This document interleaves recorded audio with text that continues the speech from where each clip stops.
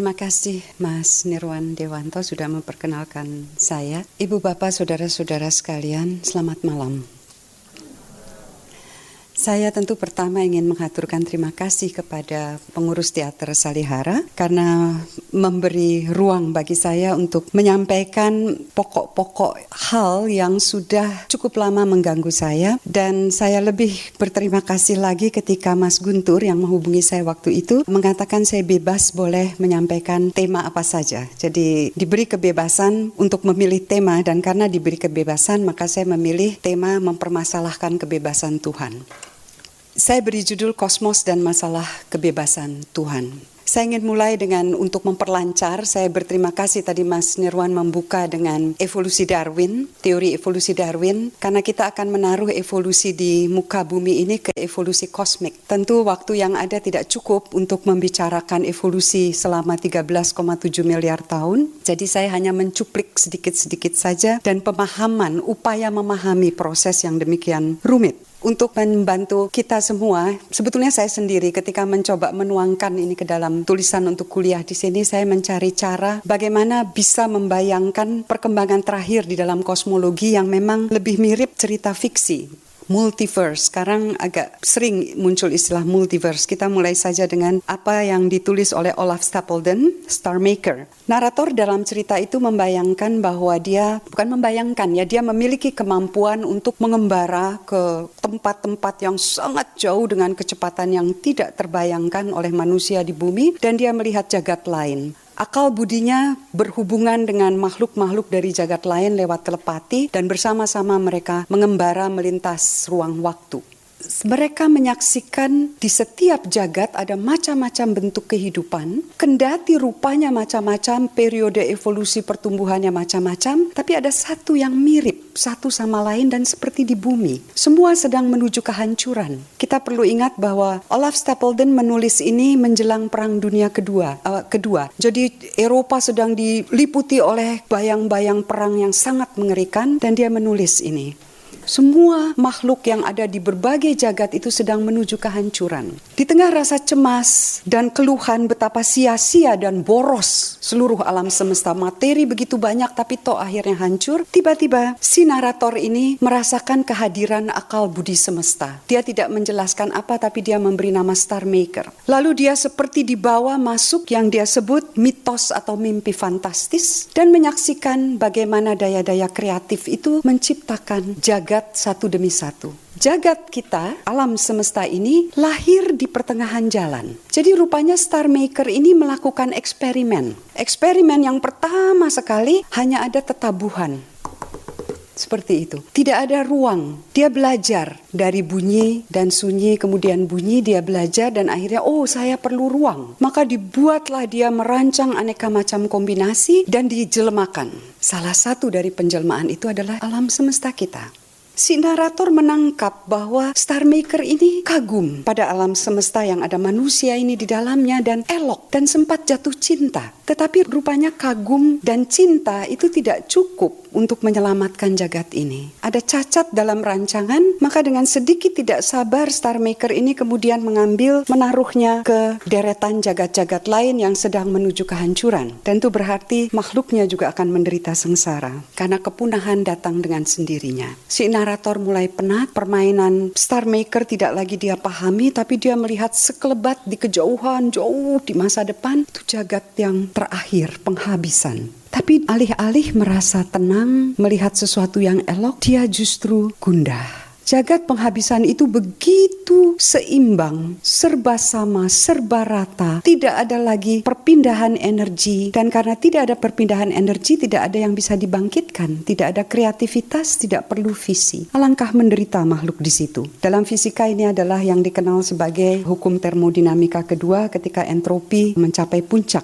Narator itu akhirnya menyadari. Dia bukan lagi si pengelana dalam kisah itu, tapi dia kosmos itu sendiri. Dia pulang dengan tenang tenang karena dia menyadari bukan belas kasih, bukan kemurahan hati yang menjelmakan dirinya dan menjelmakan seluruh jagat-jagat yang lain. Star Maker tidak baik tapi juga tidak jahat. Dia seniman yang sedang bereksperimen, mencoba-coba dan bahkan tidak bisa menyingkirkan cacat yang ada pada rancangannya. Karena tidak bisa menyingkirkan, dia biarkan jagat-jagat itu punah dan makhluknya menderita. Dengan kata lain, aku hanyalah momen pendek dalam kontemplasi yang sangat rasional, sangat dingin dari ruh mutlak yang haus kreativitas. Itu kesimpulan penutup. C.S. Lewis, mungkin Anda pernah dengar namanya dari Chronicle of Narnia, cerita anak-anak yang pernah difilmkan. Gusar, dalam sepucuk surat kepada Arthur Clarke, juga seorang penulis fiksi ilmiah, dia katakan bagian penutup karya Olaf Stapledon itu pemujaan setan belaka. Lewis menerbitkan Space Trilogy untuk menanggapi karya sebelumnya yang juga dia bilang merusak nilai-nilai religius. Saya bayangkan bahwa C.S. Lewis semakin gregetan kalau mendengar percakapan para kosmolog, ahli kosmologi dan para ahli fisika. Akhir-akhir ini mereka senang sekali yang tadi sudah saya singgung menyebut multiverse, bukan universe. Jagat saya terjemahkan majemuk, bukan sekedar banyak. Majemuk karena rupanya macam-macam. Jumlahnya banyak, rupanya macam-macam. Model ini pada mulanya diajukan karena ada sebuah azas berbau religius yang masuk ke dalam kosmologi yang kalau diringkas kira-kira mengatakan bahwa alam semesta ini seakan-akan terancam bagi manusia. Namanya saja asas antropik, sangat antroposentris. Kalau itu muncul di dalam tafsir teologis ya sudahlah, ilmuwan tidak akan banyak bicara, tapi ini muncul dalam tafsir ilmiah. Maka diajukanlah jagat majemuk ini dan dari model-model fisika ternyata memang muncul secara alami. Kalau kita punya berlaksa-laksa jagat, tentu kehadiran kita bukan sesuatu yang aneh, tapi sesuatu yang seperti Anda punya setumpukan keping, uang logam zaman dulu, Anda punya banyak sekali sekarung, lalu menemukan satu kepeng emas. Itu bukan sesuatu yang ganjil, bukan sesuatu yang istimewa, kebetulan saja. Kenapa saya memilih tema ini? Karena sebetulnya apa yang dibicarakan tentang jagat tunggal dan jagat majemuk ini muncul dari kegelisahan yang pertama. Kalau hanya jagat tunggal, itu para kosmolog berhadapan dengan satu kemungkinan yang luar biasa sulit. Sedikit saja konstanta kosmologis berubah, kita tidak ada di sini. Sementara kalau ada jagat banyak, ya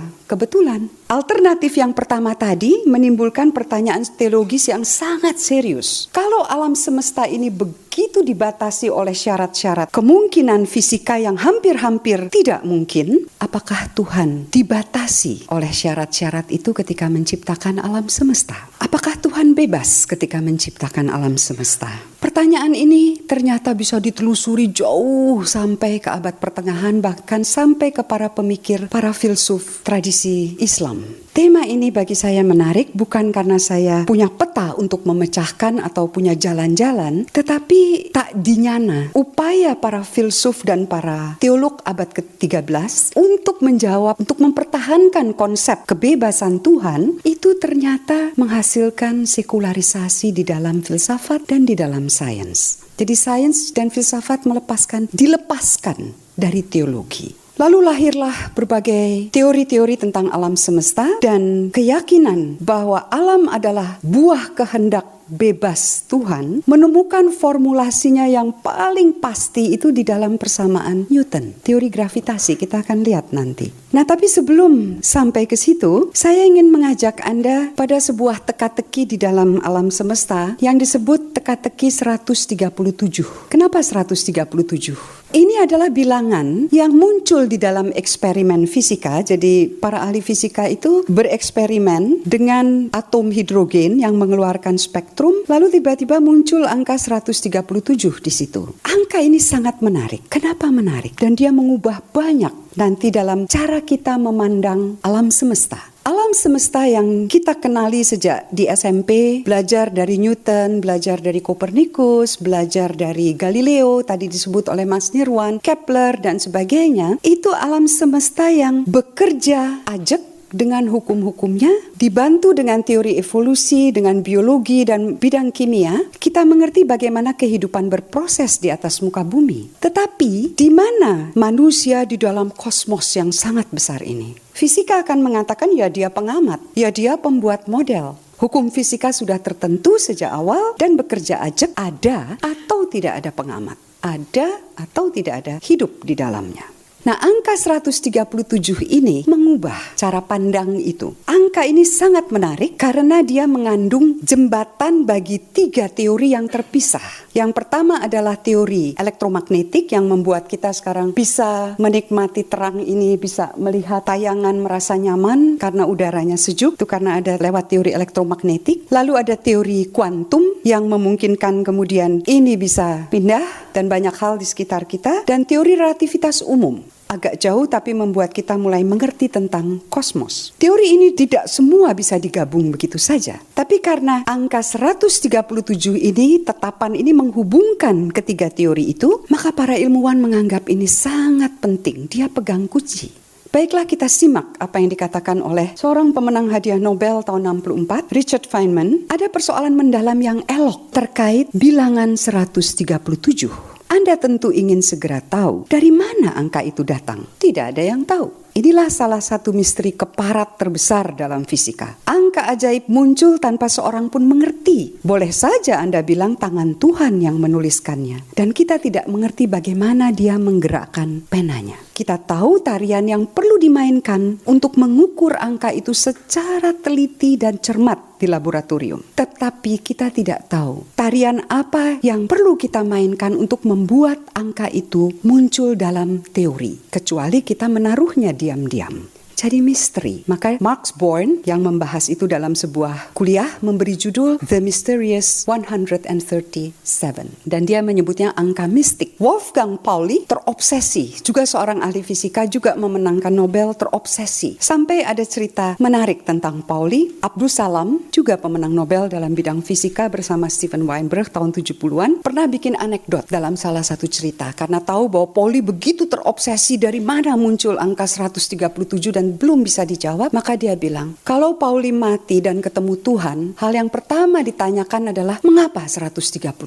Setahun kemudian Pauli masuk rumah sakit, dia ada di satu kamar lalu dipindah ke kamar berikutnya. Ketika dia pindah ke kamar berikutnya, dia tanya, saya ini nomor berapa kamarnya? Perawatnya bilang 137. Ketika asistennya datang menengok Pauli, Pauli bilang, tidak bakalan aku keluar dari sini hidup-hidup. 10 hari setelah dirawat, Pauli meninggal di kamar 137. Angka mistik untuk Pauli mungkin demikian. Angka itu muncul di hampir semua gejala fisika yang terkait dengan molekul dan atom. Ketika Max Born menghitung, mencoba menaikkan angka itu sedikit dalam perhitungan, komentarnya, kita tidak mungkin dapat membedakan materi dan ketiadaan. Konsekuensinya tugas kita sebagai fisikawan untuk mengurai hukum-hukum fisika tentu tidak terbayangkan sulitnya. Tidak lama sesudah Max Born memberikan kuliahnya tahun 37, Paul Dirac juga seorang pemenang hadiah Nobel. Jadi yang senang numerologi itu bukan hanya para paranormal ya, para ahli fisika ini rupanya juga bermain dengan angka. Dia mengumpulkan angka-angka yang ada dalam alam yang muncul begitu saja dalam eksperimen. Tidak diketahui dari mana, tapi kalau di eksperimen dia muncul angka itu. Dia kumpulkan, konfigurasinya luar biasa, bagi Dirac mempesona. Lalu dia tanya, apakah angka ini sungguh-sungguh tetap? Ternyata jawaban ilmuwan sekarang ini kira-kira 1-2 tahun yang lalu tidak sama dengan dugaan waktu itu. Setelah menembus alam semesta kira-kira sejauh 12,5 miliar tahun, jadi mundur ke masa lalu 12,5 miliar tahun, kalau kita menatap langit, kita menatap masa lalu. Ini romantis sekali. Jadi kalau melihat bintang, Anda melihat masa lalu. 12,5 miliar tahun, angka itu berubahnya kecil sekali sehingga bisa diabaikan. Bisa karena kesalahan instrumen. Jadi kemudian itu dinamakan tetapan. Tapi yang menarik adalah bahwa tetapan-tetapan kosmik itu berkombinasi begitu rupa sehingga Anda ubah sedikit saja massa proton, alam semesta bukan hanya tidak seperti ini, peluang kita untuk hadir tidak ada. Ubah sedikit gravitasi, bukan hanya bumi yang tidak ada, tetapi kosmos umurnya hanya 100.000 tahun. Padahal umur 100.000 tahun tidak mungkin menghadirkan matahari. Demikian seterusnya, sampai Frank Wilczek kemudian menyebutnya konspirasi antar parameter fundamental yang kelihatannya perlu untuk memastikan bahwa hidup ini ada. kita seperti dibawa lagi ke zaman sebelum Kopernikus. Kopernikus memindah kita dari pusat kosmos dan mengatakan manusia itu siapa? Tidak ada di pusat alam semesta. Matahari yang diedari oleh bumi dan planet-planet lain. Lalu ini mau mengatakan seluruh alam semesta seakan-akan berkombinasi parameternya demikian rupa sehingga kita bisa hadir. Tapi sulit dibantah. Itu yang pertama. Yang kedua, di dasar yang realitas yang berubah-ubah setiap hari, segala sesuatu berubah. Orang bijak zaman dulu itu mengatakan tak ada yang tetap di bawah langit. Daun-daun berguguran muncul yang baru. Bahkan di lantai-lantai hutan yang sangat gelap, humus dari tanaman paku beralih rupa menjadi intan berlian. Makhluk berevolusi, menghadirkan spesies yang baru. Tapi ternyata di dasar realitas yang paling dasar yang tidak tertangkap oleh mata, nampaknya paling tidak menurut telaah kosmologi dan fisika dasar saat ini ada yang tidak berubah, yaitu tetapan-tetapan alam. Saya meminjam ini lukisan dari Escher yang sangat terkenal. Dia terkenal sebagai pelukis yang diilhami oleh simetri, matematik dan sebagainya, yang memperlihatkan, ini judulnya Metamorfosis. Artinya segala sesuatu berubah, tetapi di dasar yang berubah itu ada tetapan alam yang tetap, tidak berubah. Makanya namanya tetapan. Tetapi melampaui angka-angka ini sebetulnya ada yang lebih menarik dari segi filsafat. Kalau tadi dari segi sains ada teologinya sedikit, tetapi dari segi filsafat, epistemologi, cara kita memahami persoalan itu ada yang menarik. Dulu sains itu kecuali bidangnya khusus, biologi, kedokteran misalnya, atau ilmu-ilmu budaya yang mengkaji karya manusia, tapi sains yang terkait dengan alam itu tidak bisa memasukkan manusia ke dalamnya sebagai pertimbangan. Tapi sejak tahun 70-an itu mulai muncul semacam pemahaman bahwa alam semesta yang semata-mata digambarkan seperti mesin berdasarkan teori-teori Newton itu tidak mungkin menampung kehidupan. Saya akan masuk ke kosmologi yang memungkinkan ada kehidupan tertampung paling tidak di dalamnya, tapi belakangan nanti. Kita akan lihat dulu ini. Suatu konferensi tahun 70-an kosmologi yang hadir para ahli kosmologi dan ahli fisika mencoba menjawab pertanyaan mengapa alam semesta itu begitu tua. Kalau kita perlu hadir di dalamnya, bumi dengan matahari kan umurnya 4,5 miliar tahun. Tapi kenapa alam semesta itu 13,5 miliar tahun? Kenapa harus setua itu? Dan kenapa begitu banyak materi? Mubazir. Seperti tadi boros, bintang lahir mati. Jawabannya dalam konferensi ini ya karena kita perlu ada sebagai pengamat. Kalau alam semesta berbeda kita tidak bisa mengamati. Lah kok gampang amat begitu jawabannya? Gampang sekali. Itu banyak ahli fisika dan juga kosmolog yang jengkel gusar begitu. Itu kan tautologi. Dalam logika tautologi itu sama dengan mengatakan lingkaran itu bundar. Nah, kan tidak perlu dijelaskan supaya bisa mengamati alam semesta ya alam semestanya harus cocok. Kalau tidak cocok ya kita tidak ada gitu. Itu yang pertama. Yang kedua, Anda itu memakai data sekarang bahwa kita ada untuk menjelaskan sesuatu di masa lalu supaya data sekarang, fakta kita ada ini menjadi bermakna. Nah ini dalam logika namanya penjelasan atau dalam research, penelitian, ilmu sosial maupun ilmu alam disebutnya post factum, after the fact. Faktanya ada baru dijelaskan, seperti detektif begitu. Dalam sains tidak selalu bisa begitu. Sampai di situ tidak masalah. Itu soal logika. Logika itu selalu bisa diatasi. Tapi azas ini mendaku lebih. Seolah-olah eksplisit di dalam pernyataannya yang didukung oleh berbagai macam konspirasi itu tadi, yang mau mengatakan bahwa alam semesta itu punya rancangan, punya ramuan khusus, resep khusus pada saat permulaan waktu yang kalau sedikit saja berubah, maka alam semesta akan berbeda sama sekali dan tidak ada kita di sini. Anda mungkin pernah membaca argumen jam dan perancang jam dan tukang jam, William Paley, yang mau persis mengatakan seperti ini. Tetapi yang menarik adalah bahwa azas ini masuk di dalam konferensi-konferensi ilmiah terkemuka dan dihadiri oleh ahli-ahli fisika dan kosmolog yang sebagian besar pemenang Nobel. Itu bukan menunjukkan bahwa azas ini bandel, muncul terus dipakai untuk penjelasan, tetapi cara pandang yang berbeda. Dan ini dibawa oleh teori relativitas Einstein. Cara pandang yang berbeda ini. Para teolog, para filsuf sudah lama sekali menoleh pada sains untuk dapat tilikan. Adakah jejak Tuhan di alam semesta? Adakah kira-kira petunjuk dari kehendaknya lewat hukum-hukum fisika? Tapi mereka yang menjalankan refleksi secara mendalam, tidak sekadar mengklaim, itu biasanya mengerti. Menghadirkan Tuhan ke dalam sains itu bukan perkara sepele, atau mencari bukti eksistensi Tuhan dalam sains itu tidak mudah. Henri Poincaré menggambarkan pesimisme banyak orang terhadap kelebat silih ganti teori-teori ilmiah. Setelah menjalani masa subur beberapa waktu, teori-teori yang semula sangat diyakini kebenarannya dibuang atau dirombak. Demikian berlangsung dari waktu ke waktu dan puing-puing bekas-bekas teori itu semakin tinggi. Apa jadinya kalau bukti iman mau dicari dalam sains yang prediksinya selalu bisa dinyatakan salah? Tapi itu kesulitan praktis saja. Tafsir kan bisa selalu diubah. Yang lebih ruwet kalau perkaranya menyangkut hakikat Tuhan sebagai pencipta.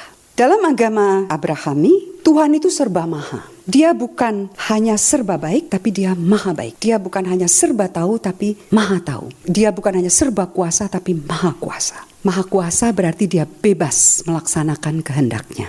Jika alam semesta dibatasi oleh begitu banyak kombinasi dalam catatan kaki, saya beri satu angka, itu membayangkannya saja tidak bisa. Ketepatan yang perlu dimiliki oleh Sang Pencipta, siapapun yang Anda mau tafsirkan Sang Pencipta ini, itu adalah 10 pangkat 10 pangkat 123. 10 pangkat 3 itu 1000. Ini 10 pangkat triliun.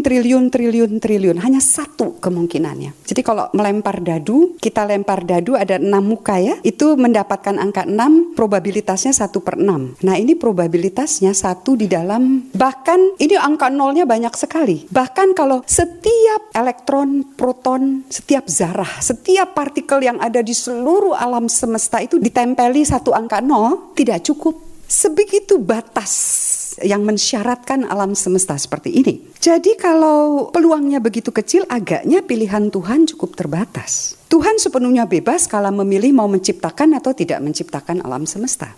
Akan tetapi kalau ia memilih akan menghadirkan makhluk atau alam semesta dengan corak tertentu dan ada makhluk dengan corak tertentu, maka pilihan itu mengikat. Syarat-syarat terbentuknya alam semesta ini mengikat kebebasan Tuhan. Lalu bagaimana mau menafsirkan kemahakuasaan Tuhan dengan pertanyaan seperti ini? Einstein pernah bertanya, perihal yang sungguh menarik perhatiannya adalah, saya ingin mencari tahu, apakah Tuhan dapat menciptakan dunia yang berbeda? Apakah syarat logical simplicity, saya terjemahkan sebagai keratahan logis, ratah ya, jadi sederhana sekali, itu menaruh batas bagi kebebasan. Jangan terlalu percaya kalau ilmuwan sering menyebut Tuhan. Karena Tuhan bisa berarti macam-macam, bisa berarti hukum alam. Dan Max Jammer yang mengutip kalimat ini, Einstein kan tidak memaksudkan itu sebagai Tuhan pribadi. Max Jammer tidak menjelaskan, tapi saya mencoba menafsirkan demikian. Einstein itu tidak suka pada teori kuantum yang isinya kementakan, probabilitas. Kalau Anda pergi dari Jakarta, jalanan lancar, lewat jalan tol, tidak ada hambatan, betul-betul jadi arti bebas hambatan itu betul-betul bermakna. Tidak ada hambatan, dari Jakarta kecepatan 60 km per jam, Anda hitung, oke, mobil saya 60 km per jam, Jakarta Bogor 60 km, 1 jam saya akan sampai. Hitung, pasang speedo, hitung, persis 1 jam Anda sampai. Anda bisa mengukur kecepatan, bisa mengukur posisi sekaligus. Dalam dunia kuantum, subatom tidak demikian. Anda ukur jarak, Anda ukur posisi Anda di Jakarta, atau Anda ukur kecepatan, tidak bisa dua-duanya. Kenapa? Begitu yang satu dihitung, yang lain menjadi hanya probabilitas, tidak mentak, probabilitas saja. Einstein tidak suka. Katanya ilmuwan objektif. Tidak ada rasa suka dan tidak suka. Einstein tidak suka dengan peran kunci yang dimainkan oleh kementakan dalam teori kuantum. Einstein berpegang pada tak paham determinisme. Segala sesuatu sudah ditentukan dari awal sampai akhir. Oleh siapa? Oleh kekuatan yang berada di luar kontrol manusia. Kita semua, kata Einstein, manusia, sesayur, debu kosmis, menari, mengikuti irama misterius yang didendangkan dari kejauhan oleh pemusik yang tersembunyi. Ketika Einstein bertanya, apakah Tuhan bisa menciptakan alam semesta yang berbeda atau secara berbeda, dia sebetulnya bertanya, apakah alam menyembunyikan sesuatu atau memang alam seperti itu? Sebuah dunia yang menyembunyikan sesuatu yang tidak pasti di realitas yang paling dalam, sehingga apa yang objektif menjadi tidak mungkin. Ini menggelisahkan Einstein. Nah, pertanyaan apakah Tuhan bebas itu membawa kita kembali ke abad ke-13. Ada dua hal yang perlu saya sampaikan dulu di sini, yaitu bahwa ketika kita berbicara tentang kosmos, tiga hal ini yang sudah sejauh ini saya bicarakan, karena ada keyakinan bahwa alam semesta itu teratur. Kata kosmos mewakili alam semesta itu netral. Tidak ada makna estetis, tidak ada makna etis. Ya sudah, alam semesta yang dipelajari oleh ilmu-ilmu. Tapi kosmos itu mengandung kosmos dan logos. Kosmos itu berarti dia ada unsur keteraturan, selaras, indah, baik secara visual maupun melalui keteraturan matematis yang bisa dicerna, maka ada logos di situ. Ketika kosmos diyakini sebagai sesuatu yang demikian teratur dan bisa dipahami, maka ilmuwan pun yang mewarisi tradisi ini dari zaman filsuf Yunani meyakini keyakinan itu. Keteraturan yang baik. Pertanyaan Einstein yang bertopang ke sebetulnya di sini kedua ya, apakah Tuhan bebas memilih? Itu bukan karena dia sekadar menghayalkan sesuatu, tidak mengimajinasikan sesuatu, tapi itu konsekuensi dari teori relativitas umum. Ketika teori relativitas umum Einstein yang khusus tahun 1905, yang umum tahun 1916, maka tahun 2015 November kemarin itu 100 tahun teori relativitas. Kami di STF ada kelas khusus 100 tahun teori relativitas, satu semester membahas itu. Ketika teori ini diterapkan untuk merekonstruksi sejarah alam semesta, ternyata teori ini menghadapi kegagalannya sendiri. Kenapa? Rekonstruksi itu berarti kita membangun sejarah seperti kita menelusuri masa lalu kita membuat model. Nah, ketika menelusuri alam semesta ke masa lalu, ada satu titik kondisi yang sangat ekstrim yang menjalin sekaligus dua besaran paling ekstrim dalam matematika. 0 dan ananta, tak berhingga. 0 itu ya tidak ada apa-apa. 0, nihil, tidak ada apa-apa. Ananta tidak terdefinisi. Jadi teori relativitas Einstein membawa konsekuensi ada suatu kondisi permulaan ruang waktu, karena ruang waktu belum terdefinisi, itu ibarat sebuah titik tapi mengandung energi yang luar biasa besar. Teori itu gagal di situ.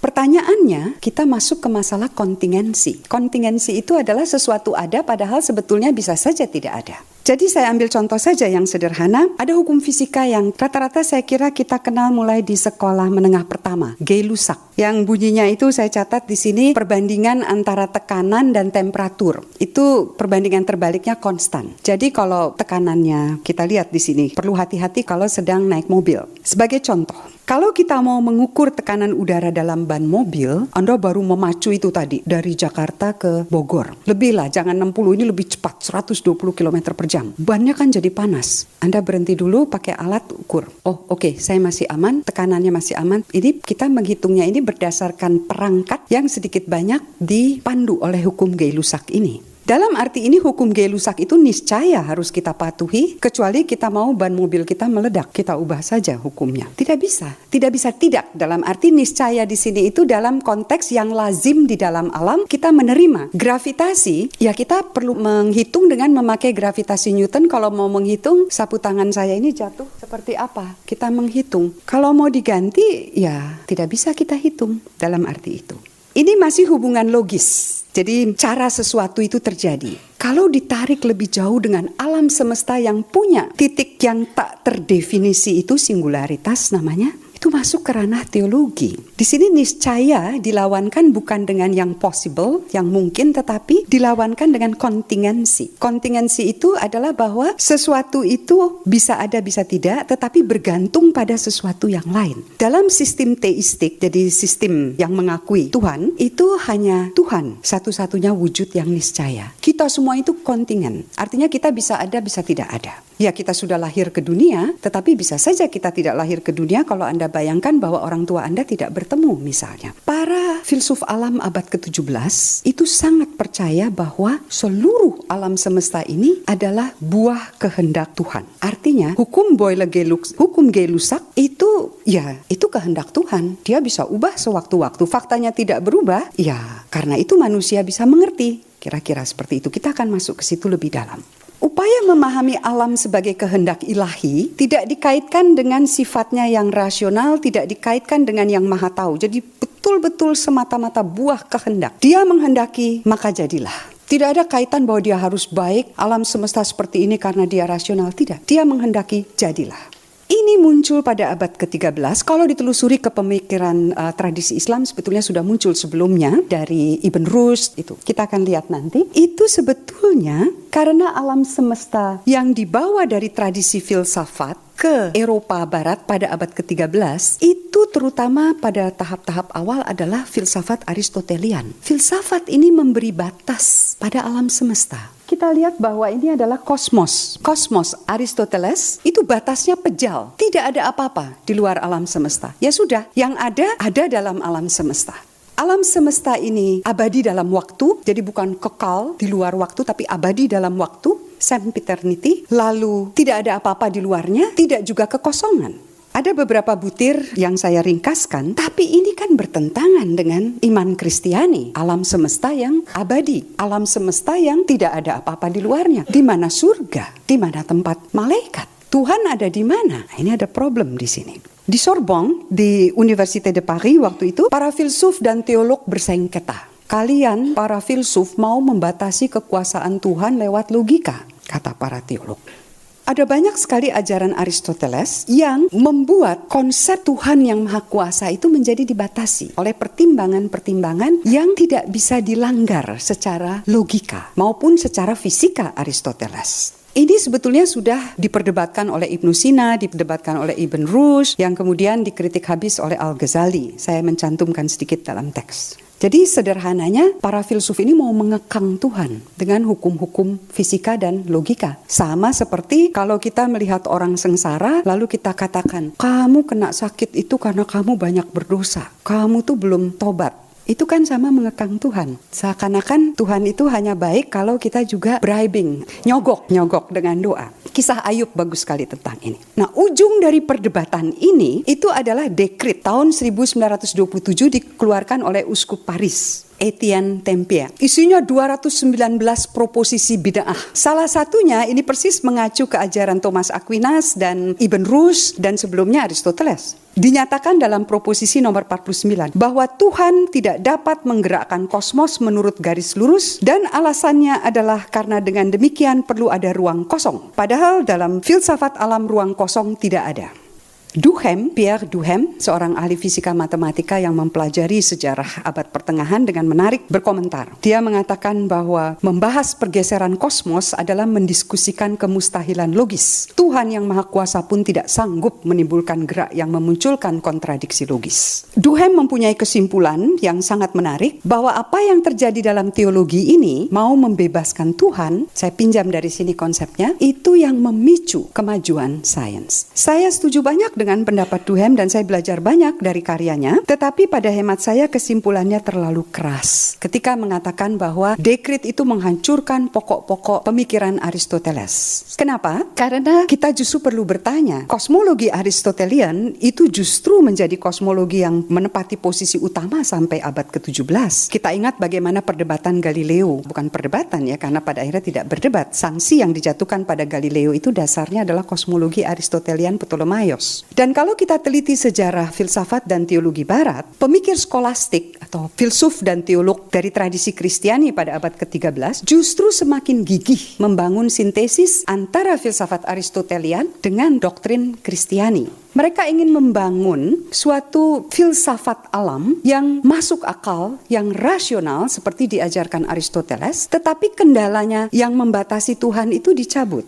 Nah, disinilah pemikiran William dari Ockham, tapi sering dipanggil Ockham saja, itu mengajukan solusi yang cukup menarik. Itu yang berangkat dari sebetulnya pemikiran Thomas Aquinas, tapi kemudian dia sanggah beberapa hal. Langkah pertama yang dilakukan oleh Thomas Aquinas sebetulnya adalah memperluas kosmos Aristoteles. Jadi batasnya itu dibuka, lalu ditambahkan 3, yaitu empyreum, kita lihat di sini, lalu surga, tempat kedudukan Tuhan yang Maha Kuasa, lalu ada batas seperti selubung kristal yang sangat jernih bercahaya, tetapi tidak bisa dilihat oleh mata, hanya bisa dilihat oleh iman. Baru di bawah itu ada alam semesta yang tampak, yang bisa diamati. Saya menaruh argumen Aquinas di dalam catatan kaki kenapa dia bisa menambahkan ini dan bukan sekedar uta-atik gatuk gitu ya. Mereka taat pada moto yang mereka pegang sendiri, fides quaerens intellectum, bagaimana memahami iman dengan akal budi gitu. Jadi mereka setia pada argumen logis. Apa yang dilakukan oleh Occam itu menarik. Kalau kita bicara tentang kekuasaan absolut Tuhan, potentia Dei absoluta, kekuasaan absolut, ini ternyata bersanding dengan kekuatannya yang lain yang disebut kekuatan penyelenggaraan, kekuasaan penyelenggaraan, potentia Dei ordinata. Jadi ini adalah Tuhan yang maha kuasa, ini adalah penyelenggaraan lewat hukum-hukum, baik hukum moral maupun hukum-hukum alam. Aquinas mengatakan bahwa kehendaknya, yaitu kekuasaannya yang mutlak itu berhimpitan dengan Tuhan yang maha baik dan maha tahu, rasionalitasnya. Bahkan dia memilih lebih dulu alam semesta yang pilihan-pilihan yang rasional, baru kemudian kehendaknya berjalan. Tapi ini menimbulkan persoalan. Lah, Tuhan kok seakan-akan kemudian dibatasi lagi oleh rasionalitasnya? Bukankah kehendak adalah kehendak? Ini yang mau dikatakan oleh Occam. Maka dia menolak argumen-argumen sebelumnya. Dia setuju pada potentia Dei ordinata dan potentia Dei absoluta. Tetapi dia mengatakan bahwa Tuhan itu tidak saja dapat menciptakan alam semesta, tapi juga tidak menciptakan alam semesta dan menerapkan hukum-hukum dan bisa menjungkir balikan hukum-hukum itu. Dia bisa menyelenggarakan rahmat, keselamatan, dan dia bisa yang sebaliknya. Jadi kekuasaan yang betul-betul radikal yang ingin dibela oleh Occam, sekaligus kontingensi ciptaan. Nah, tapi bagaimana caranya? Masalah muncul karena para pemikir pendahulunya itu mengandaikan bahwa hukum alam itu yang jadi seperti perintah Tuhan itu berlaku universal dan objektif. Kalau dia berlaku universal dan objektif kan tidak bisa Tuhan intervensi. Ini bagaimana? Maka sebelum membebaskan Tuhan, Occam perlu membebaskan dunia lebih dulu. Caranya bagaimana? Dia memindah apa yang sebelumnya merupakan kategori metafisika, ada ontologi, ada di alam, sebab akibat itu ada di alam, 10 kategori Aristoteles, substansi, kuantitas, kualitas itu ada di alam, ontologis ada demikian, itu dipindah, dimasukkan ke dalam kepala, dipindah ke kawasan logika, itu konsep. Maka persis seperti cerita anak-anak Hans Christian Andersen. Raja berkeliling kota, dikatakan dia memakai baju yang bagus, dia percaya pada penjahitnya, atau ada anak kecil bilang, yang maharaja kan sebetulnya telanjang. Artinya apa? Paham-paham umum, kausalitas, manusia pada umumnya, itu hanya ada dalam benak. Yang ada adalah Ani, ada Ida, ada Tini, tapi tidak ada konsep keperempuanan, kelaki-lakian, manusia pada umumnya, kejerukan, kebinatangan, tidak ada. Itu semua manusia yang membangun. Dengan cara ini, hubungan sebab akibat, Occam bukannya tidak percaya pada hubungan yang saling mempengaruhi, tapi bukan sebab akibat yang universal, yang objektif, yang berlaku terus-menerus seperti abadi seperti Tuhan. Ini diganti dengan korelasi saja. Jadi ada hubungan saja, kontingen sifatnya. Ini implikasinya sangat besar terhadap upaya kemudian langkah yang tidak disengaja sebetulnya membebaskan filsafat dari teologi. Sekarang alam ini tidak lagi bisa dipahami lewat hukum-hukum yang universal. Tidak ada hukum universal. Tuhan tidak menciptakan hukum universal bagi Occam. Dia hanya menciptakan wujud-wujud partikular. Maka kalau dia mau intervensi, dia bisa mengintervensi. Menurut potentia Dei ordinata, ketentuannya adalah api itu akan membakar sampai hangus. Kalau dibiarkan barang itu, sesuatu dibakar, hangus. Itu potentia Dei ordinata, ketetapan. Tetapi potentia absoluta bisa mengubah itu. Maka di dalam kitab Daniel ada cerita bagaimana sahabat Daniel 3 orang, itu Sadrach, Mishach, dan Abednego, itu yang dilempar oleh Nebukadnezar ke dalam api, bisa keluar hidup-hidup dengan segar bugar. Artinya Tuhan bisa mengintervensi kasus-kasus partikular tanpa membuat keseimbangan keseluruhan itu rusak. Tapi implikasinya apa?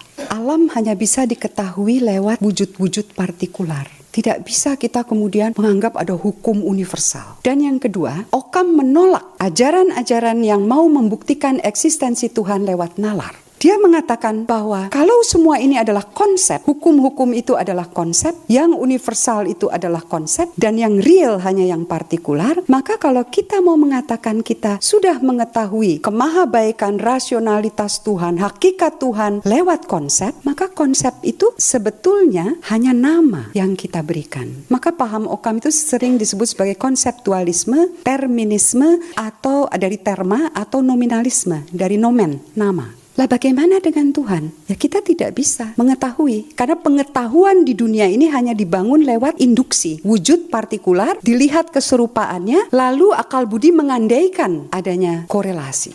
Bagaimana dengan Tuhan? Maka dia menjadi yang tersembunyi. Deus absconditus. Tidak terjangkau oleh akal. Jadi di ujung jeripayah memahami laku Tuhan, kita ternyata hanya mampu memanggil-manggil dia. Nama di antara segala nama, tapi nama itu tidak menjamin apa-apa tentang apa yang ada di balik nama. Dia yang kita namakan tinggal misteri. Di sini kemudian Occam bisa mengatakan bahwa filsafat tidak bisa berkata apa-apa tentang Tuhan. Filsafat berurusan dengan hal-hal partikular. Bagaimana dengan teologi? Ya teologi bisa, tapi jangan mengatakan refleksi kritis teologi akan sampai pada pengetahuan tentang Tuhan. Teologi bertopang pada wahyu.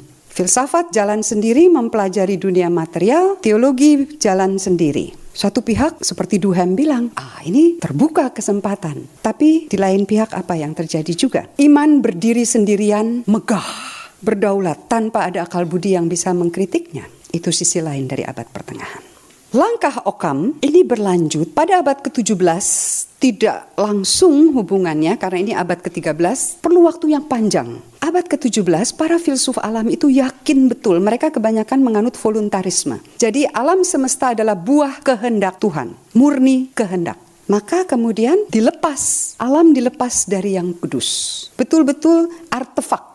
Benda yang diciptakan oleh Tuhan lalu bekerja. Maka caranya adalah bagaimana mencari pengganti yang tadinya disebut forma substansial yang menjembatani Tuhan dengan ciptaan. Ini perlu dicari gantinya.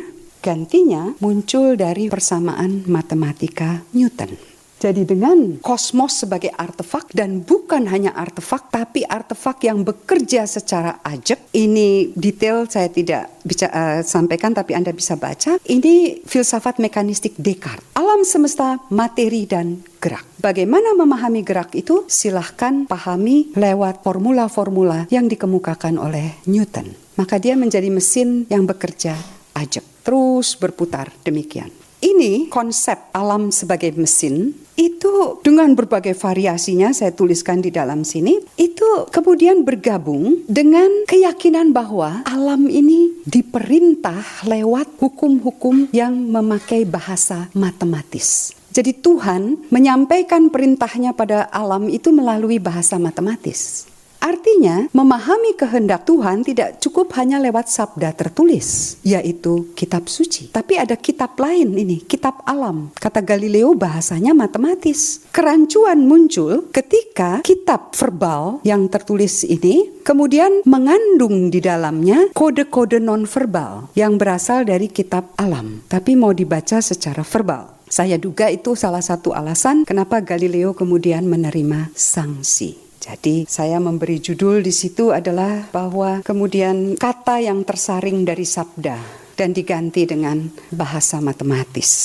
Galileo mengatakan bahwa filsafat ditulis dalam kitab agung. Yang kumaksud adalah alam semesta yang terhampar di depan kita. Kitab ini tidak dapat dimengerti kecuali orang belajar memahami bahasanya dan menafsirkan simbol-simbol yang dipakai untuk menuliskannya. Kitab ini ditulis dengan bahasa matematika dan cirinya adalah segitiga, lingkaran, dan bentuk geometris lainnya. Tanpa pemahaman ini, orang akan berputar-putar dalam labirin gelap. Nah, ketika sabda dibaca secara harafiah, hanya secara verbatim berdasarkan teks yang tertulis, kita bayangkan bahwa kata yang sudah tersaring itu akan menimbulkan persoalan. Galileo sendiri menulis surat yang sangat panjang kepada Madame Christina de Lorena yang mencoba menafsirkan, jadi melakukan eksegesis terhadap kitab suci, mencoba menafsirkan ayat-ayat yang dianggap bertentangan dan persis karena itu dia terkena aturan Konsili Trento dan terkena sanksi. Kitab alam ditulis dengan bahasa matematik, perlu dipahami secara matematis, ide mesin sebagai kosmos, dan kemudian janji keselamatan dalam tradisi Kristiani. Saya minta maaf bahwa dalam beberapa ini mengambil memang dari tradisi Kristiani karena para filsuf alam di barat berasal dari tradisi itu dan mereka memanfaatkan keyakinan mereka untuk mendapatkan gambaran alam semesta. Adalah Francis Bacon yang ringkasnya mengatakan mesin ini tidak cukup hanya berputar, tetapi dia harus berdaya guna. Maka untuk berdaya guna, tradisi sains science, saya membedakan antara siensia dan science. Siensia abad pertengahan yang diwariskan baru abad ke-19 menjadi science, itu mewariskan suatu tradisi bahwa siensia itu adalah melatih keutamaan, yaitu keutamaan intelektual, habitus intelektual. Kenapa? Karena alam itu adalah bagian dari kontemplasi atas ciptaan. Menemukan simbol-simbol Tuhan yang diciptakan Tuhan dalam alam. Maka kontemplasi ini akan melatih akal budi dan menemukan posisi manusia di antara ciptaan. Sangat kontemplatif. Ketika yang kudus sudah dilepas, bahasanya matematis, mesinnya berputar ajak. Francis Bacon sebelumnya sudah menambahkan mesin ini harus berdaya guna, maka siensia zaman itu filsafat alam masih membawa tradisi sebagai keutamaan. Tapi isi habitusnya diganti, nalar instrumental. Bahwa Anda kalau pakai bahasa Charles Taylor dalam bukunya Secularization itu menarik sekali. Dia bilang saleh itu bukanlah orang yang rajin sembahyang, yang pergi ke tempat-tempat suci. Kesalehan pada zaman ini di kalangan para filsuf alam adalah bagaimana menjelmakan kehendak Tuhan yang oleh Francis Bacon itu disebut regnum hominis. Membangun kerajaan manusia di dunia. Kerajaan material yang akan mensejahterakan umat manusia. Disinilah kemudian yang awal saya katakan perkembangan sains kemudian tidak bisa menampung manusia.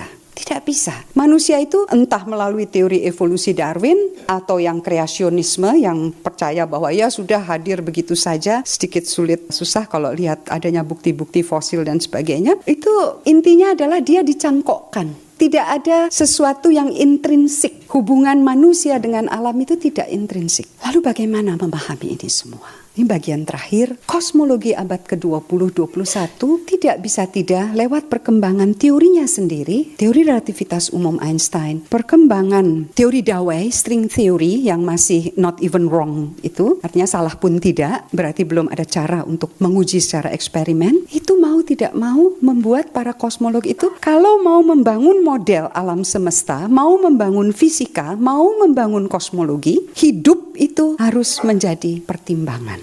Tidak bisa. Indah secara matematis itu adanya hanya di dunia ide. Tapi tidak ada dalam dunia real. Seperti itu kira-kira yang dikatakan. Einstein dan Bohr selalu bertengkar. Bertengkar terus berdua ini. Soal penafsiran. Di satu pihak tradisi kosmologi itu tumbuh sehingga menjadi kosmologi sebagai bagian dari ilmu empiris tumbuh dari mitos kosmogoni. Dari mana kita berasal? Mengapa kita ada di sini dan kemana kita menuju? Sains Newtonian sampai permulaan abad ke-20 tidak bisa menjawab ini. Kosmologi relativitas juga tidak bisa menjawab ini, tetapi terbentur pada kondisi yang tidak bisa disangkal, adanya yang tidak terdefinisi. Seandainya yang tidak terdefinisi, singularitas ini, mau kita tafsir secara ontologis, sebagaimana adanya realitas, ya teolog dan orang beriman senang sekali. Mereka akan mengatakan, atau kita akan sebagai orang beriman akan mengatakan, ya itulah tempatnya Tuhan. Tapi ilmuwan kan tidak mau kalah. Ada gambaran dari Jastrow bagus sekali. Ilmuwan mendaki, sulit sekali, jerih payah, bukit berbatu, setahap demi setahap. Begitu sampai di puncak, teolog sudah duduk. Selamat datang, kami ada di sini, terimalah pernyataan kami. Ilmuwan mereka masih mencari, maka mereka tafsirkan hal yang tak terdefinisi itu sebagai suatu batas epistemologi, batas pengetahuan. Carilah teori yang bisa menjelaskan itu. Nah, disinilah perdebatan Einstein dengan Bohr. Tadi yang saya kisahkan. Lalu Bohr mengatakan, berhentilah Einstein menyuruh Tuhan itu seperti apa. Jangan perintah Tuhan, kamu ini maunya Tuhan begini, Tuhan begitu, berhenti. Dia bilang, keliru kalau kita ini berpikir bahwa tugas fisika adalah menemukan bagaimana alam ini. Fisika menangani apa yang kita katakan tentang alam. Nah, di sini persis kita masuk ke paradoks di dalam kosmologi. Kosmologi itu mau menjelaskan terus merentang cakrawalanya sampai dia bisa lompat dan menjelaskan, ya saya berasal dari sana. Tapi persis di batas itu, paling tidak sejauh ini bahasanya tidak ada bahasanya. Kata Bohr, bagi makhluk yang tergantung kepada bahasa, kita tertunda oleh bahasa. Saya menafsirkannya, di antara realitas dan realitas R besar, di antara K kecil dan K besar, itu ada ruang hening yang belum terungkap oleh bahasa. Mungkin kita akan menemukan lewat bahasa fisika, lewat bahasa sastra, lewat puisi, mungkin mungkin. Tapi saya merasa sebagai orang yang bergelut di dalam bidang kosmologi, dan ini yang akhirnya ya sudah saya sampaikan tema ini saja untuk berbagi apa yang menggelisahkan saya. Saya merasa saya berpuluh-puluh tahun itu kaki saya menapak di dua tempat. Yang satu ini hukum-hukum ilmu-ilmu empiris, bukti-bukti empiris, hukum-hukum alam yang pasti paling tidak di kawasan makrofisik, probabilitas, tapi probabilitas bisa dinyatakan. Lalu yang satu ini seperti menarik ke kerinduan purba manusia akan asal-usul. Nah, persis di sini saya merasa bahwa kita ini paling tidak, saya dan rekan-rekan kosmolog itu ada kerinduan akan hal ihwal yang membayangkannya saja kita tidak bisa. Galileo menyaring sabda dari kata. Occam tak dinyana menurunkan sekularisasi filsafat dan sains karena akhirnya hanya bisa menamakan Tuhan. Descartes melahirkan metafora mesin. Barangkali kosmologi juga pada akhirnya harus bungkam di titik itu. Syukur kita bisa menamai kata Occam. Maka di sini sebaiknya saya berhenti karena kosmologi juga sudah membuat saya bungkam. Tentang tema saya tidak dapat memecahkan. Juga seandainya spekulasi teori string, teori dawai yang not even wrong. Anda bisa bayangkan not even wrong ya. Salah pun tidak, apalagi benar. Kalaupun itu ditemukan tidak membuktikan apa-apa tentang Tuhan. Antara kosmos dan Tuhan barangkali ada jeda yang tiada habis senyapnya. Dan yang paling melegakan, paling tidak bagi saya yang sudah terbentur-bentur, jatuh berkali-kali, paling tidak berhadapan dengan bahasa sabda yang pasti dan hukum-hukum sains yang nampak pasti seperti itu, berandai-andai itu menolong saya menemukan ruang umpama. Kan kalau kita boleh berandai-andai itu senang sekali kan? Maka seluruh bahasa ini kan jika. Di dalam teks ini jika, seandainya, andaikan. Kita mengembangkan imajinasi dan dalam imajinasi kita bebas. Lalu katakan ke mahasiswa saya, di kelas ini berimajinasilah dengan liar. Tapi harus bisa ditulis. Gitu, supaya jadi karya. Maka izinkan saya menutup kuliah ini dengan mengutip sebuah puisi karya penyair Inggris George Herbey yang dengan cerdas memanfaatkan if, kala menghaturkan diri ke hadapan ilahi. Kalau diringkas, kira-kira dia menantang Tuhan. Ketika ada shooting star, meteor jatuh ke pangkuannya, dia bersihkan. Tiba-tiba, loh, kok dia dengar suara yang mengatakan intinya adalah bahwa kamu itu selalu bebal, kamu itu selalu membantah. Maka ada shooting star ini. Lalu dia mengatakan, oke, saya juga punya senjata. Kalau kamu punya shooting star, saya punya senjata. Saya tidak mencantumkan lengkap, tapi senjata saya adalah air mata dan tangis dan doa setiap malam. Dan engkau tidak mendengarkan. Maka sekarang aku tantang engkau. Aku tantang. Kita sama-sama memegang senjata. Then we are shooters both. Dan kamu tidak akan mengelak. Jangan mengelak. Karena kalau kamu mengelak, ini yang menarik. Yet if thou shunst, I am thine. Kalau engkau mengelak juga dari tantangan ini, dari arrowku, dari panahku, I am thine. Toh aku sudah lebih besar melampaui aku sebelumnya. I must be so if I am mine. Karena pada akhirnya aku yang terbatas, engkau yang tak terbatas. Hukummu berlaku pasti. Mau aku lawan, mau aku bangkang, aku berandai-andai. Pada akhirnya sabda itu pasti. Tapi ruang andaian membuat kita lega. Itu saja. Terima kasih.